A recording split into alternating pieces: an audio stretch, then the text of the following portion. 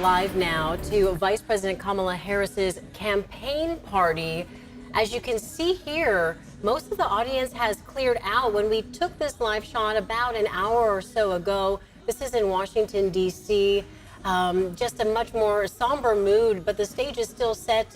We were hoping that she would speak, but we were hearing reports that she wasn't actually going to speak tonight. So quite a different change in the temperature and the mood there at Vice President Kamala Harris's presidential campaign. A live shot from D.C. there.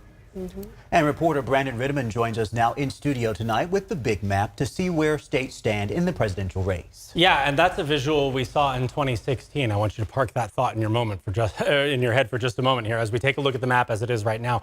You can see Georgia has not been called, but ABC News has called Georgia. So what I'm going to do is I'm going to move off of the actual results here, and we're going to pull up our scenario map that is focused in on key states. And let's just roll with that premise that ABC is calling Georgia and that it is no longer a swing state. So I'm taking it off the list.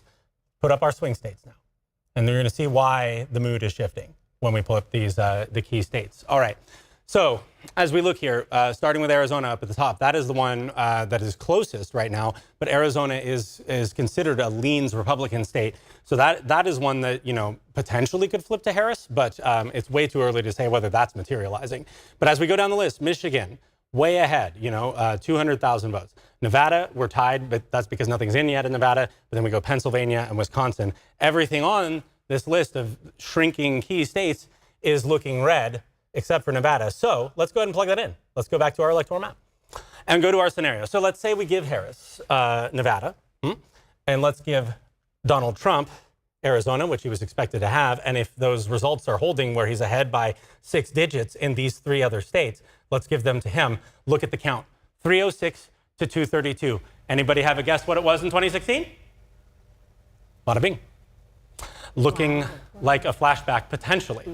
Too early to say. Those states haven't been called, but this is why you're seeing the mood sour as we take a look back at the actual results here in 2014. And again, those that are highlighted up here in yellow are the actual key states. We'll go ahead and put Georgia back there because just to be transparent about our process, this map is not getting updated until we have both ABC and the Associated Press.